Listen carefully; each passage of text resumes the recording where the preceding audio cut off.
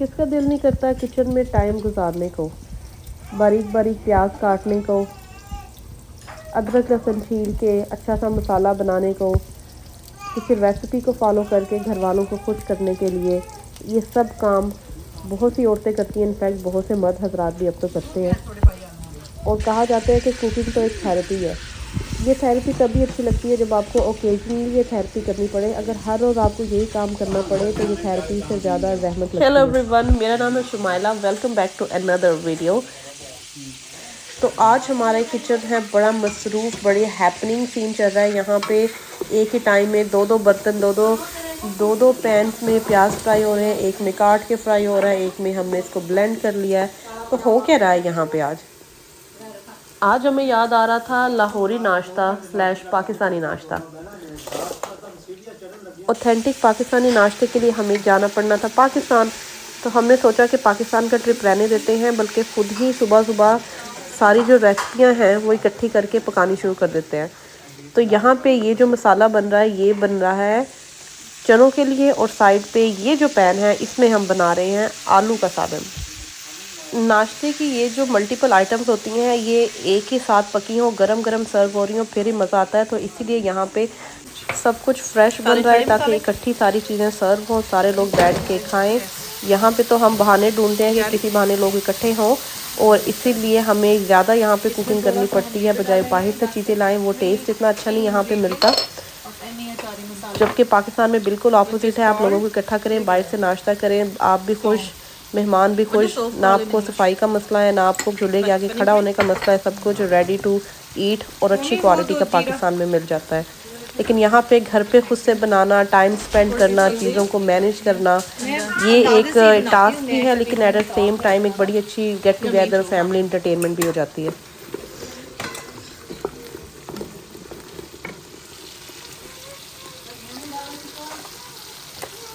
नहीं डालना भी, थोड़ी सी इसकी आंच कम करूँ ताकि मिर्चें ना लग जाएं। थोड़ा पानी डालो। तो ये हम बना रहे हैं अचारी आलू। इसके जो इंग्रेडिएंट है बड़े बेसिक से हैं। प्याज और मसाला फ्राई करके फिर हमने इसमें जो खड़े मसाले होते हैं अचारी वो डाल दिए हैं। आलू को हमने वेजिस में काट लिया है। अब इसमें ये जाएंगे और हम इसको लाइट सी आंच पे ऑलमोस्ट स्टीम में हम इसको पकाएंगे। आलू जो है ना वो ज़रा टाइम लेके पकाएं तो ज़्यादा अच्छे बनते हैं। और यहाँ के आलू पकाने थोड़े ट्रिकी हैं क्योंकि या तो कच्चे रह जाते हैं या फिर बिल्कुल ही घुल जाते हैं। यहाँ पे 2-3 तरह के आलू मिलते हैं और सबको पकाने की टाइमिंग जो है वो डिपेंड करती है किस टाइप के आलू है। अच्छा, यहाँ पे इस प्रेशर कुकर में हम लोग बना रहे हैं चने। अच्छा, यहाँ पे डिफरेंट मसाले डाल के और टी बैग डाल के अम्मी ने चने रात को ही उबाल के रख दिए थे। ये मेरी अम्मी की रेसिपी है जो कि वो जल्दी से बताती नहीं है, बट दीज चने आर दी बेस्ट। अच्छा, यहाँ पे आलू अब सिर्फ गलने के लिए जाएंगे। इसकी आंच जो है वो हमने लाइट ही रखी है। It gonna take around 15-17 minute.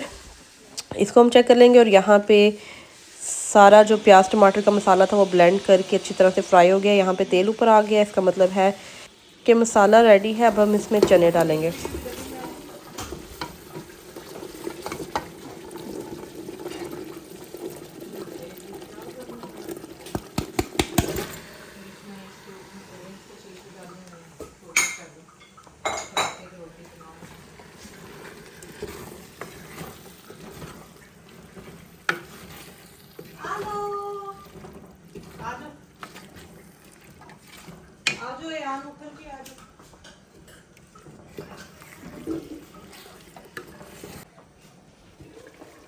अच्छा, यहाँ पे नाश्ते के जो चने हैं जो पूरी या भटूरे के साथ सर्व होते हैं वो थोड़े से थिक होने चाहिए।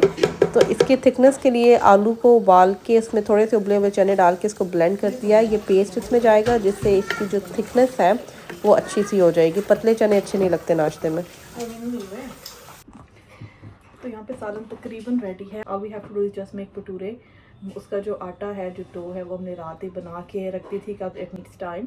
उसके डो को चाहिए होते हैं कोई 12 से 13 घंटे उसको सेटल्ड होने के लिए। उसको अच्छी तरह से गूंदने, बाजू रह गए गून के। लेकिन अब उसको बेलेंगे और उसको जो है तेल में डाल के फ्राई करेंगे। It turns out very good. ना ये पूरियाँ हैं ना ये नान है। It's just the texture is somewhere between naan and puri. Let's put it that way. ये देखिए, मैं आपको मौसम दिखाती हूँ। यहाँ पे मौसम बड़ा अच्छा है, आजकल बारिशें हो रही हैं। सर्दी आ रही है और गर्मी जा रही है, बस ऐसा ट्रांजिशन का टाइम चल रहा है आजकल न्यूयॉर्क में। और ये देखें हमारी नेबर बाहर सैर कर रही है। ये जो गलेरियाँ ये सारे बीज खा जाती है। मुझे आता है एक दफ़ा यहाँ पे मैंने लगाए थे ट्यूलिप्स, उसके बल्ब सारे उठा के खा गई। ये भी वेदर एंजॉय कर रही है हमारी तरह। ये ना हमारे घर के सामने एक ट्री है, इसी पे रहती है।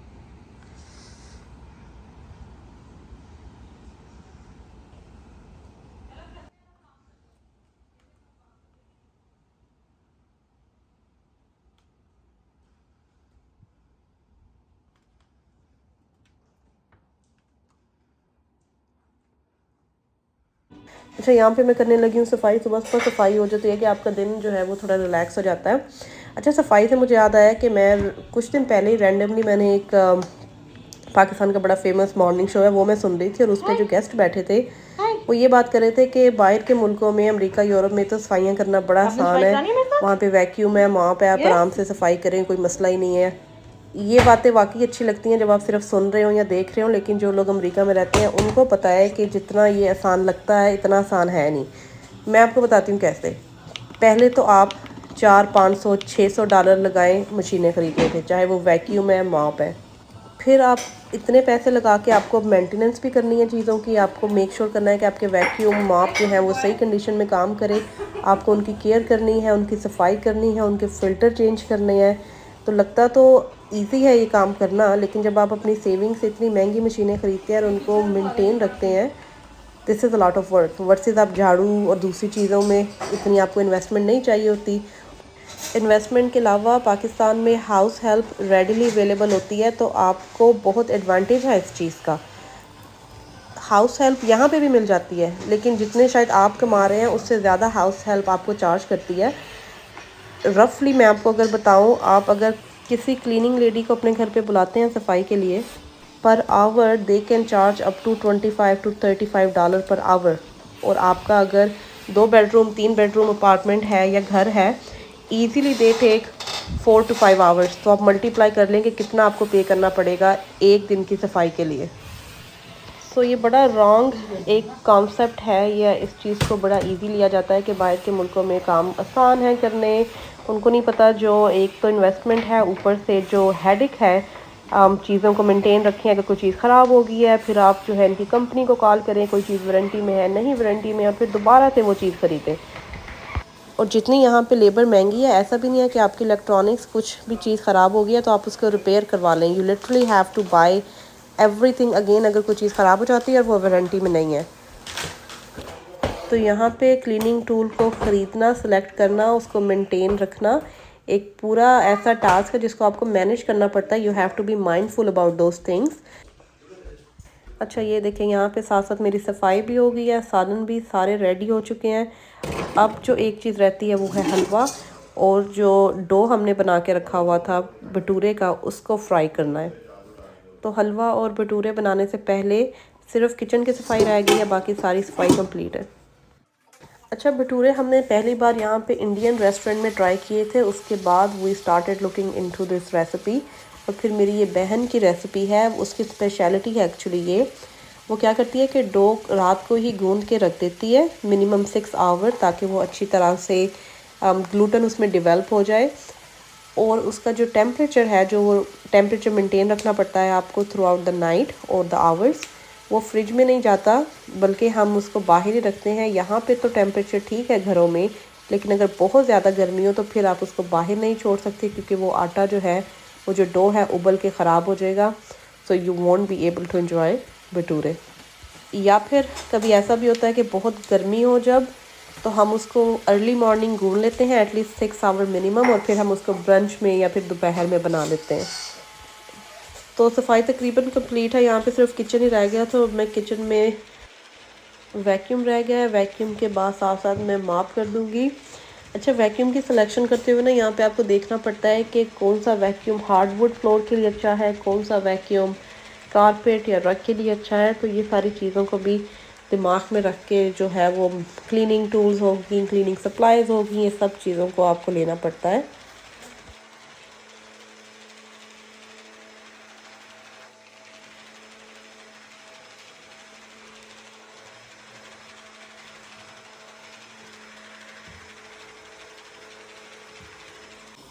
अच्छा, यहाँ पे बस माप करना बाकी रह गया है। ये स्टीम माप मैं बिसल का यूज़ करती हूँ। ये सेकंड टाइम मैंने यही लिया है। एक बार जो पहले लिया था वो तकरीबन 2 साल चला था, उसके बाद वो ख़राब हो गया था। स्टीम बनाना उसने ख़त्म कर दिया था। इसके 3 स्टीम लेवल हैं, लो, मीडियम, हाई। किचन में मैं हमेशा हाई स्टीम पे करके करती हूँ क्योंकि वो एक ऑयलीनेस और वो जो फूड पार्टिकल्स वगैरह होते हैं वो ये है कि अच्छी तरह से हाई हीट पे साफ़ हो जाते हैं हाई स्टीम पे। और सिंपली इसमें रेगुलर पानी यूज़ होता है। You don't have to buy a separate solution. इसके अलावा जो इसके रीफिल स्टीम मॉप्स हैं माइक्रो फैब्रिक मटेरियल के बने हुए, वो बिसल ब्रांड के भी मिलते हैं, लेकिन मैं अमेज़ॉन से कोई जेनेरिक सा एक ब्रांड है वो ऑर्डर करा लेती हूँ। 1-2 दफ़ा वॉश करने के बाद फिर मैं इनको फेंक देती हूँ क्योंकि फिर वो क्वालिटी नहीं रहती। अम्मा क्या बना रही हैं आप? हलवा बना रही हूँ सूजी का। ये हलवा मेरी अम्मा की स्पेशलिटी है। मुझे याद है बचपन में जब मम्मी ने हमें ट्रीट देनी होती थी, अम्मी हलवा बनाती थी। और अम्मी याद है ये इस तरह की सूजी में हम ना मानो चीनी पा के दे दे करो थे, सूजी भून का। सूजी भून और हम इतने शौक से खाए करा थे। सही बात है। तो हम कमा थे कि ये सारी सूजी था नहीं भी खा जानी है, तो हलवा किसका बनना है? हलवा कैसे बनना है? सही बात है। जेब खानी पड़ा, हम कभी ना खाऊंगी सूजी चीनी पा का। आप खा लो, क्या है? अब नहीं कहूँगी आपको। अच्छा। अच्छा, यहाँ पे जैसे सूजी भून रही है उसके साथ ही ड्राई फ्रूट इसके अंदर जाएंगे। तो यहाँ पे हमारे पास आलमंड है जिसका छिलका उतार लिया है, उसके अलावा रेजन्स, किशमिश और कोकोनट। तो अब अम्मी इसको अच्छी तरह से भून रही हैं। इसके भूनने पे डिपेंड करता है कि हलवे का कलर क्या आएगा। अगर बहुत ज़्यादा ब्राउन कर देंगे तो बहुत ब्राउन आएगा, लेकिन ये लाइट ही है। अच्छा, यहाँ पे भटूरे फ्राई करने के लिए इस बड़ी सी कढ़ाई में ऑयल रखा है। साथ पे ये पानी जो है कोई हलवे के लिए इसकी हम चाशनी बनाएंगे चीनी डाल के। उसके अलावा चने हमारे बने हुए रेडी हैं यहाँ पे।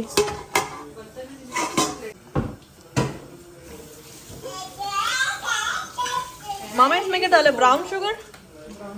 ब्राउन शुगर डालनी। अच्छा, अब क्या डाल रहे हैं? थोड़ा सा देसी घी। देसी घी।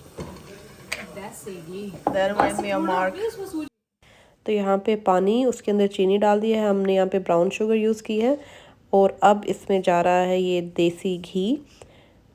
मेरी अम्मा को देसी घी बहुत पसंद है, तो आपको लग रहा होगा कि बहुत ज़्यादा है, बट वाकई ये ज़्यादा है, लेकिन हलवों में ज़्यादा घी ही अच्छा लगता है।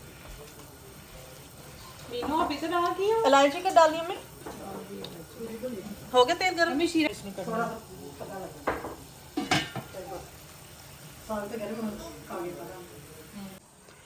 डाले लगे हम सूजी। पानी उबल जाता सूजी रोज। हाँ, थोड़ी देर पकाना, चास की पक जाएगी। अच्छा, ये पानी इसमें डाल दो या मैं तुम सा पास कर दे। ये मुझे तो वो कहीं नहीं जाती, कहीं नहीं जाती सूजी। जल्दी नहीं खला दे। बस अब इसमें भूनना है अच्छी तरह ताकि पानी ड्राई हो जाए। हाँ बस। और जितना लूज रखना हलवे नु। हाँ।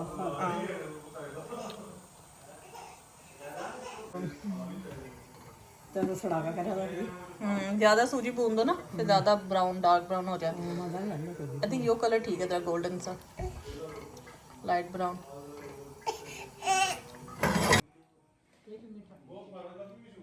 हाय गागी, हाय गागी। गागी का ये नींद, पहले इसको सुला दे। Let's go, Gagi. I have to hold her. Nana. Hey, Nana. Hey, Gaga.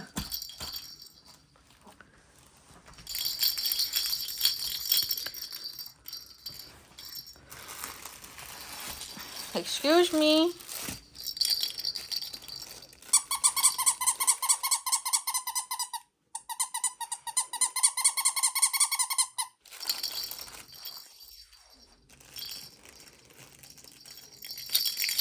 नीचे इसको नींद आ रही थी और ऊपर आते इसकी सारी नींद उड़ गई है। तो अब मेरी बेटी माशाल्लाह खड़ी हो जाती है सहारा लेके अपनी क्रिब का। तो खड़े होके ये इसका व्यू होता है। She loves watching outside. जब हवा चल रही हो, पत्ते हिल रहे हो या गाड़ियाँ आ जा रही हो तो बड़े गौर से खड़ी होके देखती रहती है बाहर। तो चलें जी, ताज़ा ताज़ा भटूरे फ्राई होना शुरू हो गए हैं। तो ये क्या सबसे पहला भटूरा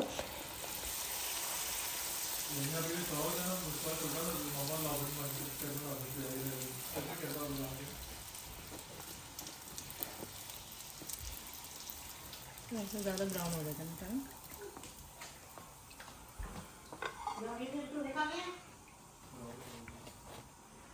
वाओ, इसमें रख।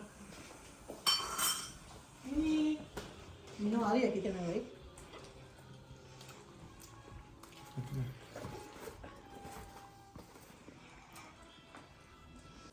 तो ये देखें प्लेट में इसके पेड़े बना के रख लिए हैं और इसको बहुत बारीक जो है वो बेलना होता है। बड़ा इसका जो है वो पेपर की तरह का टेक्सचर होता है।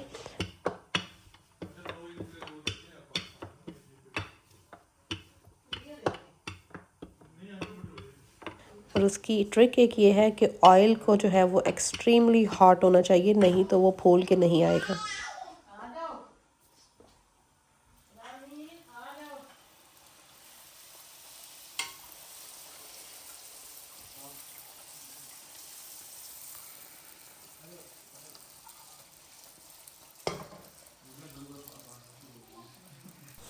और फ्राई होने में आपने देखा होगा literally take less than maybe 5 seconds. आ जाओ। पता चल गया आप आए हैं। सॉरी मेरी ना आज असाइनमेंट ड्यू है। Really sorry. तो मैं है क्या का भटूरे खा का क्या का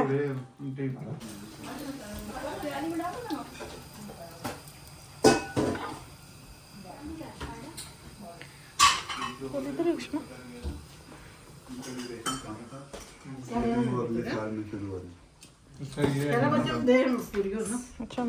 अच्छा, नाश्ते में चाय ना हो तो मुझे लगता है वो नाश्ता बड़ा इनकम्प्लीट सा लगता है।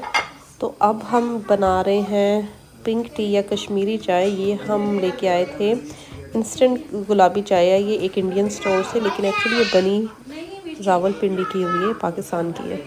इसको बनाने में थोड़ा टाइम लगता है तो हम इसको साथ साथ ये रख रहे हैं और साथ साथ जो है वो भटूरे फ्राई हो रहे हैं। पता है क्या है? Hot oil. तेल गर्म होना चाहिए, हॉट ऑयल भी, लेकिन इतनी लाइक स्विफ्ट मूवमेंट हो जाए कि ज़्यादा ब्राउन भी ना हो जाए, क्योंकि बहुत जल्दी ही जल जाएगा। पतली बेस है। पतली बेस है।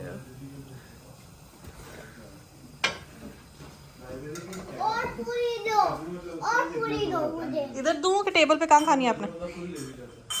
कहाँ? इधर चलो बैठो।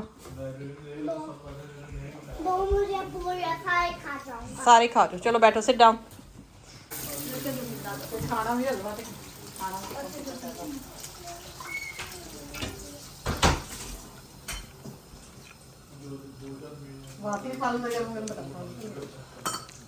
अच्छा, हमारे घर में जब भी हम ये नाश्ता रखते हैं और भटूरे बनाते हैं तो ना सिर्फ बड़े बल्कि बच्चे भी बड़ा एंजॉय करते हैं, बल्कि उनको बड़ा इंतज़ार रहता है कि भटूरे बनाएं।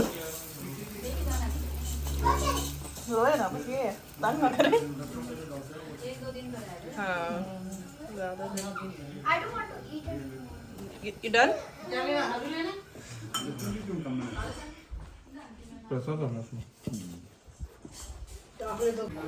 अच्छा, यहाँ पानी में इलायची पाउडर मैंने डाल दिया। अब इसमें ये चाय की गुलाबी चाय की पत्ती, ये इंस्टेंट है तो बड़ी जल्दी कलर देती है। जो दूसरी पत्ती होती है, मुझे याद है एक बार मैंने बनाई थी, उसको तो बहुत पकाना पड़ता है, उसमें ठंडा पानी डालो, बर्फ़ डालो और पकाते रहो। तो उसकी जगह पे ये जो इंस्टेंट चाय आजकल अवेलेबल है मार्केट में, तो ये अच्छा अल्टरनेटिव है। तो इस कहवे को अच्छी तरह से पका के, ताकि इसका पानी थोड़ा रिड्यूस हो जाए, तो जैसे ही हम इसमें दूध डालेंगे it going to turn into pink colour. तो यहाँ पे भटूरे तकरीबन ख़त्म हो चुके हैं और ये आखिरी पेड़ा जा रहा है। जो बंदा पका रहा वो सबसे एंड पे खाता है, या पका पका के उस बंदे का खाने का दिल ही नहीं करता। और इसका हम उतना ही हमेशा डो बनाते हैं जितना हमें पता हो कि उस दिन में उस टाइम में यूज़ हो जाएगा, क्योंकि फिर डो ख़राब हो जाता है। और नाश्ते का तभी मज़ा आता है जब सब लोग इकट्ठे हों, एक साथ एंजॉय कर रहे हों और साथ साथ गरम गरम ताज़ा ताज़ा पूरियाँ भटूरे सर्व हो रहे हों, क्योंकि ये चीज़ें ठंडी होके बिल्कुल भी अच्छी नहीं लगती।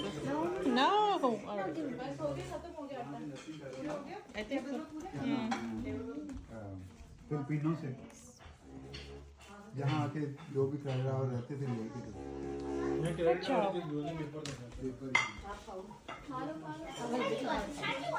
क्या खा रहे हो?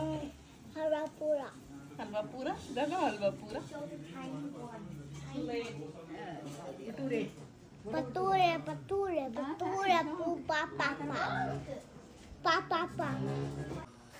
तो यहाँ पे इसमें दूध डाल दिया, तो उस कावे में जैसे ही दूध डाले तो कलर इसका पिंक हो जाता है और इसका टेस्ट बिल्कुल वैसा ही है जैसा आप वो वाली चाय बनाते हैं जिसमें काफ़ी टाइम दरकार होता है।